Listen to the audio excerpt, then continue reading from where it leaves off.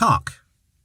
Once there was a man who wasn't scared of skeletons or old bones or ghosts or haunts or anything. He never said there weren't any, he just wasn't scared of them, that's all.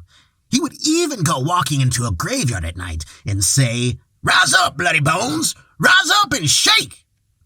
And the poor, tired old bones would pull themselves together and rise up like skeletons and shake in the wind. The man used to do this every night because it made him feel big and proud. One night he was walking along the road and stumbled on an old skull, so he kicked it. He kicked it along in front of him as he walked, having fun, seeing how far it would go. And he said, "Rise up, old bone! Rise up and shake!" But the old skull just lay there in the road and grinned at him. So he left it there and went along toward home. But soon he heard a voice behind him, so he looked back.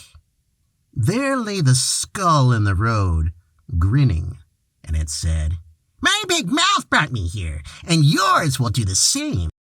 So the man went along into the town and told everybody there was an old white skull bone back there in the road that talked. Of course, nobody believed it. "Well, come with me and I'll show you," he said. Nobody wanted to go much, but the man said, "Well, come on, and if that old skull don't talk, you can cut my head off right there." So the people went along, sure it was all a fake, but ready to take the bet. Finally they came to the skull lying in the road. The man gave it a kick, but the skull never said a word. He kicked it again, but the skull never said a word. He gave it another big kick, but the skull never said a word.